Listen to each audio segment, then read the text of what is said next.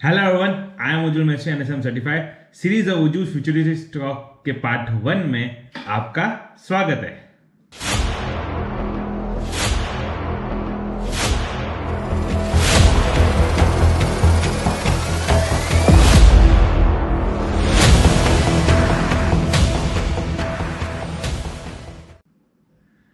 तो आज का मेरा स्टॉक है गुजरात अंबुजा एक्सपोर्ट लिमिटेड। चलिए इसका पूरा बिजनेस मॉडल समझते हैं, फिर अपन देखते हैं क्या क्या है क्या नहीं है इसमें। तो इसकी मेजरली 6 सेक्टर्स है फूड प्रोडक्ट्स। सबसे पहले है cotton yarn, edible oil, feed processing और रिन्यूएबल एनर्जीज और सोया डेरिवेटिव्स और मेज के स्टार्च। इसको कहाँ कहाँ से मेनली बिजनेस मिलता है? पहला तो food segment, food line. Second है फार्मा लाइन। थर्ड है कॉस्मेटिक लाइंस। फिफ्थ है फीड लाइंस और लास्ट है इंडस्ट्रियल लाइन। तो इसको काफ़ी सेगमेंट से सपोर्ट मिलता है, फार्मा इंडस्ट्री, फूड इंडस्ट्रीज और अपने कॉस्मेटिक इंडस्ट्री, जो सारे ग्रोइंग मार्केट्स है आज के ज़माने में, जो आने वाले 10 साल में जो अपन को दिख रहा है कि इनमें बहुत ग्रोथ है। तो वो सारे सेगमेंट में इसका हाथ है और वहाँ से रेवेन्यू आ रहा है। तो आइए एक एक कैटेगरी समझते हैं अपन क्या है। तो सबसे पहले समझते हैं कैटल फीड। कैटल फीड में इसका सबसे बड़ा हाथ है। मेनली इसका जो गुजरात और महाराष्ट्र में कैटल फीड जो बनाता है वो वहाँ सप्लाई करता है। इसका मेन जो इसका प्लांट है गुजरात का है, कड़ी गुजरात में, और बहुत अच्छा काम है इसमें कैटल फीड का। सेकेंड है इसके पास आटा चक्की, जो बहुत एसेंशियल नीड है आज पूरे इंडिया की और बाहर की भी। थर्ड इसके पास है कॉटन यार्न। कॉटन यार्न जो ग्लोबल और इंडिया वाइज 5% से ग्रोथ दे रहा है एनुअली। तो ये भी एक बहुत बड़ा ग्रोइंग मार्केट है और बहुत बड़ा सेगमेंट है, जिसमें भी इसका प्लांट गुजरात हिम्मतनगर में है। फिर इसका सेगमेंट है एडिबल ऑयल, जो अपन सब खाते हैं और जो बाहर भी बहुत यूज होता है। पाम ऑयल बहुत यूज होता है बाहर। ये भी एक ग्रोइंग मार्केट है 7% से, और इसका सेगमेंट बहुत बड़ा है। इसका गुजरात, मध्य प्रदेश, अकोला, महाराष्ट्र में भी इसके बड़े बड़े प्लांट्स हैं एडिबल ऑयल्स के। फिर आता है कॉर्न प्रोसेसिंग स्टार्च। स्टार्च में इसका सेगमेंट करीब है, आप समझ लो 5% ग्रोथ का। तो ये भी इसके भी बड़े बड़े प्लांट्स इसके हैं एमपी में, वेस्ट बंगाल्स में, और भी बड़े बड़े उत्तराखंड में, गुजरात में। बहुत बड़े बड़े सेगमेंट्स है इसके पास। और फिर लास्ट बचता है रिन्यूएबल एनर्जी, जो एनुअली ग्रोथ दे रहा है 10% growth in the business segment. तो आप समझ लो 2030 तक ये सेगमेंट करीब $2000 बिलियन मार्केट साइज हो जाएगी। तो इसका समझ लो इसका पास इसका 2-3% भी आ गया तो ये बहुत बहुत बड़ा इसमें प्लेयर हो सकता है। और इसके काफ़ी मेजरली इसके पास है मध्य प्रदेश में, और भी काफ़ी जगह इसके पास इसके सेगमेंट इस विंड एनर्जी और रिन्यूएबल एनर्जी में लगे हुए हैं, सोलर एनर्जी में भी लगे हुए हैं। और ये सबसे मेन इंपॉर्टेंट बात, एक्सपोर्ट इसका वर्ल्ड वाइड है। ऑलमोस्ट 75+ कंट्री एक्सपोर्ट करती है। ऑलमोस्ट पूरा वर्ल्ड कवर है, कोई भी कोना या कोई भी कंट्री ऐसे छुट्टी नहीं है। ऑलमोस्ट इसने पूरा वर्ल्ड कवर किया हुआ है। और इसके प्लांट्स इंडिया में हर जगह है almost. Mainly Gujarat, Maharashtra, Karnataka, MP, Uttarakhand, West Bengal, सारे मेजरली जो बड़े स्टेट्स हैं सब इसने कवर किए। और हर जगह दो प्लांट, एक प्लांट हर जगह है। तो आप इसका नेटवर्क समझ सकते हो। एक्सपोर्ट से इंडिया वाइड से नेटवर्क, एक्सपोर्ट से नेटवर्क, 75+ कंट्री में एक्सपोर्ट कर रहा है। और एक्सपोर्ट ओरिएंटेड बिजनेस गवर्नमेंट भी खुद बहुत प्रमोट कर रही है। और आने वाले टाइम एक्सपोर्ट बिजनेस ओरिएंटेड और बढ़ने हैं 2030 तक। बहुत बहुत बहुत बड़ी ग्रोथ है इनमें। 10% 5% ग्रोथ चल रही है हर सेगमेंट में। और रिन्यूएबल एनर्जी में इसमें बहुत बड़ी ग्रोथ चल रही है। तो ये पूरा ग्रोइंग मार्केट में इसका बिजनेस सेटअप है। और जब ग्रोइंग मार्केट में बिजनेस सेटअप होता है तो आपकी बढ़ने की क्षमता दुगनी हो जाती है। आप समझ लो आप एक प्लांट लगा रहे हो तो आपको 2 प्लांट लगाने पड़ते हैं, क्योंकि कैपेसिटी और चाहिए होती है। ग्रोइंग मार्केट में क्या होता है, खपत ज्यादा होती है। तो खपत ज्यादा तो सप्लाई भी आपको ज्यादा नहीं पड़ती है। तो आपको और प्लांट और सेटअप करने पड़ते हैं, और इवेंचुअली अपने अपने प्लांट बढ़ाया जा रहा है। गुजरात, महाराष्ट्र, अकोला, सब जगह इसने, मध्य प्रदेश, उत्तराखंड, अपने धीरे धीरे 1991 से आज की डेट में इतने प्लांट खड़े कर दिए हैं, और ये आगे भी खड़े कर रहा है। इसका मेजरली क्लाइंट बेस है आईटीसी, HUL और भी बड़े बड़े Dabur, Asian paint, Patanjali, Nestle, जो बायोकॉन, पार्ले और एग्रोटेक फूड जो इसका कॉम्पिटिटर भी है वो भी इसमें है, घुसा हुआ है। और भी बड़े नामचीन प्लेयर्स इसके कस्टमर्स हैं जो इससे माल लेते हैं, और भी वर्ल्ड वाइड भी इसके कस्टमर्स हैं, जो मैंने बताया अभी 75 प्लस कंट्रीज में एक्सपोर्ट करता है। तो एक एक्सपोर्ट ओरिएंटेड बिजनेस भी है इसके साथ। अब इसका थोड़ा मैनेजरल स्ट्रक्चर समझ लेते हैं, भाई कैसा मैनेजरल स्ट्रक्चर है, क्या है कि तो सबसे इसके MD है मनीष कुमार गुप्ता, जो वेल एजुकेटेड और वेल एक्सपीरियंस पर्सन है और जो बहुत सालों से इसको कंपनी को स्टेबल कर रहे हैं और बहुत यंग भी है अभी आज के ज़माने में।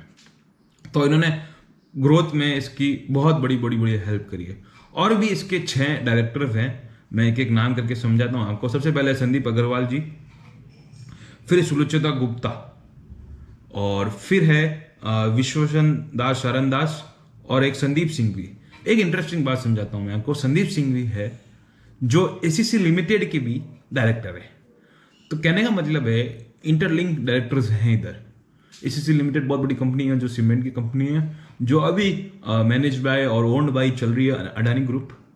और एक और बात बताता हूँ, मैं एक इनके 2 और डायरेक्टर्स हैं, जो है सुदीन चौकसी और मैत्री मेहता।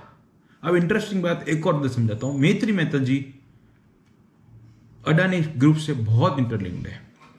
वो अडानी पावर लिमिटेड के भी डायरेक्टर रह चुके हैं, अडानी और अडानी लॉजिस्टिक प्राइवेट लिमिटेड, और Adani infrastructure management service limited, Adani wind energy Kutch one limited में भी है, और डिसमैन कार्बन MX लिमिटेड में। मतलब कुल मिला के इसके जो डायरेक्टर है अडानी से भी बहुत लिंक्ड है।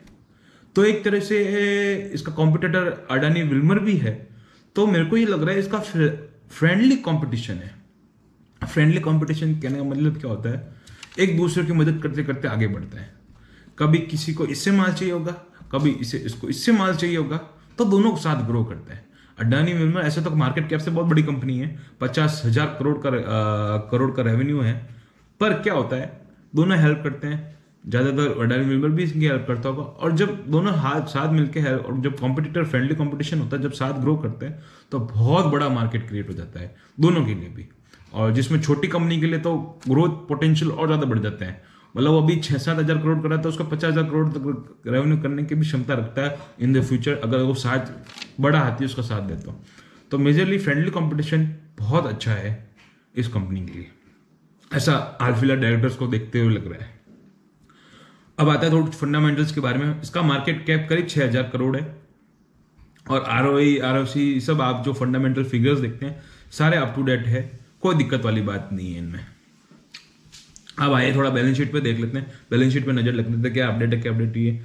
बैलेंस शीट में बोरोइंग्स, मतलब ये जो बिजनेस है ना, कैपिटल एक्सपेंडिचर बिजनेस है, मतलब कैपेक्स बिजनेस है। मतलब इसमें प्लांट खोलने पड़ते हैं, बड़ा पैसा लगता है, फिर ये बिजनेस ग्रो होता है। ऐसे बड़े बिजनेस में भी इनको चाहिए डेप्ट चाहिए होता है, पर इस कंपनी में डेप्ट ना के बराबर है। इतना बड़ा कैपिटल एक्सपेंडिचर होने के बाद भी इसके पास डेब्ट नहीं। मतलब ये क्या करता है, प्रॉफिट कमाता है और वही वापस रीइन्वेस्ट करता है। तो ऐसे बिजनेस बहुत ग्रो करते हैं जो बाहर की मदद नहीं लेके, खुद की कंपनी खुद से ही मदद लेके खुद से ग्रो करती है। तो ये आने वाले टाइम में ये और इसका आप समझो P&L स्ट्रक्चर भी देख लेते हैं। अभी इसने लास्ट 400 करोड़ का प्रॉफिट ग्रॉस, और 600 करोड़ नहीं, करीब 400 करोड़ का प्रॉफिट इसने अभी शो किया है, और लास्ट ईयर इसने करीब 300 करोड़ का प्रॉफिट शो किया। तो ये क्या करती है, रिजर्व सरप्लस में डाल के ये कैपेक्स में इसको यूज करती है बाद में, जहां जहां इसको नीड पड़ती है। तो ये खुद से ही ग्रो कर रही है, सेल्फ ओरिएंटेड ग्रोथ है, ना कोई डेब मेजरली लेके ग्रो कर ली, जो बर्डन लेके काम कर रहे हैं, नहीं, ये फ्रीली काम कर रहे हैं। कुछ पैसा आता है, नया प्लांट बनाते हैं, नया एक्सपेंडिचर कैपेसिटी बनाते हैं, नई कैपेसिटी ग्रो करते हैं, और इसकी सेल ईयर एंड ईयर अच्छी ग्रोथ दे रही है। अभी थोड़ी स्टेबलाइज हो गई है। अब जैसे ही एनर्जी सेक्टर जो बूम है, मैं कह रहा हूँ, इसके पास एनर्जी सेक्टर भी है, रिन्यूएबल एनर्जी सेक्टर जो बहुत बड़ा है वर्ल्ड वाइड, वहां पे इसकी रेवेन्यू अब थोड़ी देर बढ़ जाएगी, और बाकी की जो स्टेबलाइज वहां हो जाएगी।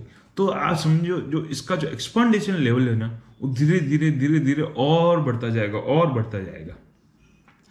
आइए मैं इसका सेगमेंट रेवेन्यू भी थोड़ा स्ट्रक्चर समझा देता हूँ। इसका सेगमेंट रेवेन्यू का भी कैसे कैसे मतलब कहाँ कहाँ मेनली इसका सबसे पहले एग्रो, मेज और कॉटन, यहाँ पे सबसे ज्यादा इसका रेवेन्यू आता है। और फिर लास्ट में आता है एनर्जी। अब आने वाले समय में मेरे को क्या लग रहा है, एनर्जी धीरे धीरे बढ़ने लगेगा, ये सारे भी धीरे धीरे बढ़ने लगेगा क्योंकि सारे ग्रोइंग मार्केट में है, तो ये भी धीरे धीरे बढ़ेंगे और एनर्जी भी बढ़ेगा। तो इसको एनर्जी से भी सपोर्ट बिजनेस सेगमेंट में बहुत बहुत बड़ा सपोर्ट मिल जाएगा, तो इवेंचुअली ये भी ग्रोथ करेगा। और इसका थोड़ा शेयर होल्डिंग पैटर्न भी समझा देता हूँ। प्रोमोटर इसका करीब 60 से 65% प्रोमोटर के पास है, 30 से 35 पब्लिक के पास है, बाकी एफआई के पास है। और एफआई का 2019 से और 2000 अभी तक से इवेंचुअली बढ़ता जा रहा है, एफआई का स्टेक बढ़ता जा रहा है।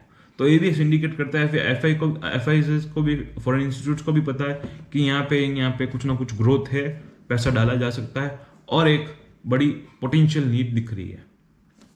आइए थोड़ा कॉम्पिटिटिवनेस से भी देख लेते हैं, कंपनी में क्या क्या कॉम्पिटिटिव स्ट्रक्चर्स हैं जो हेल्प करेंगे कंपनी को ग्रो में। सबसे पहले अडानी विल्मर, 5 बड़े प्लेयर है ऐसे तो, अडानी विल्मर, पतंजलि, थर्ड पे ये खुद है, फोर्थ पे एग्रोटेक और गोकुल एग्रो। तो अडानी और गुजरात एम्बुजा तो मैंने समझाया आपको डायरेक्ट इंटरलिंक्ड है, तो मेरे को तो थोड़ा फ्रेंडली कंपटीशन लग रहा है इनका, दोनों साथ ग्रो करने के लिए लग रहे हैं, तो ये बहुत अच्छा है। और रही बात पतंजलि फूड का थोड़ा सा सेगमेंट, थोड़ा सा टच आयुर्वेदा में जाता है थोड़ा सा, तो थोड़ा आयुर्वेदिक सेगमेंट में थोड़ा वो ज़्यादा फोकस करते हैं, कोई भी चीज़ हो तो आयुर्वेदिक ज़्यादा टच रखते हैं, तो वो थोड़ा मेरे को लग रहा है वहाँ पे भी सेगमेंट है उनके पास।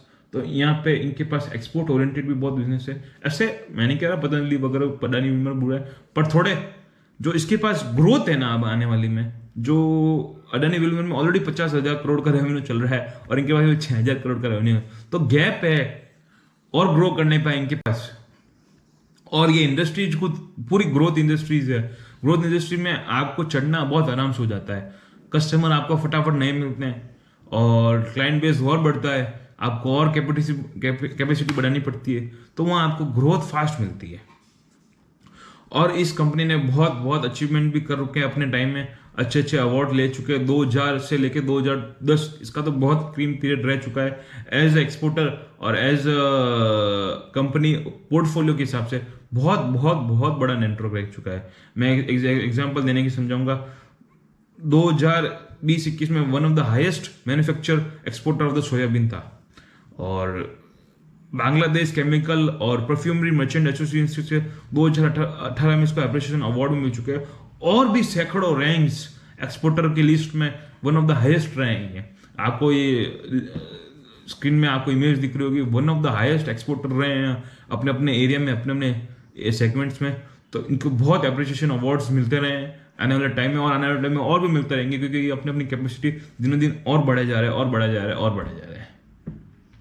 तो बेसिकली इस कंपनी को मेरे चूज करने का उद्देश्य ये था कि इसका जो सेगमेंट है मेन तो फूड, जो इसका जो रेवेन्यू इसका कोरोना से भी इफेक्ट नहीं पड़ा, और एक्सपोर्ट जो गवर्नमेंट खुद चाहते दिनों दिन अपना भारत आत्मनिर्भर बनने, तो ये जो दोनों कंबाइन हो गए फूड एंड एक्सपोर्ट, तो आज समझ नहीं सकते ग्रोथ अपॉर्चुनिटीज इस बिजनेस के लिए कितनी है। और इसका तो ऑलरेडी नेटवर्क स्ट्रांग है, 75+ कंट्रीज में एक्सपोर्ट करता है, तो ओवरऑल इसमें बहुत स्कोप है। चलो इसका थोड़ा टेक्निकल अपडेट भी देख लेते हैं, भाई अपन को लेना कब है। आइए टेक्निकल अपडेट भी देख लेते हैं।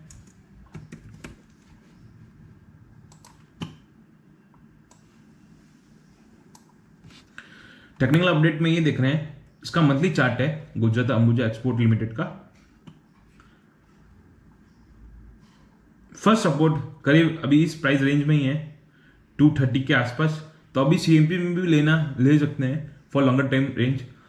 इसको तीन पार्ट में लेना पड़ेगा, first at CMP, second at 200 level and third at 150 levels.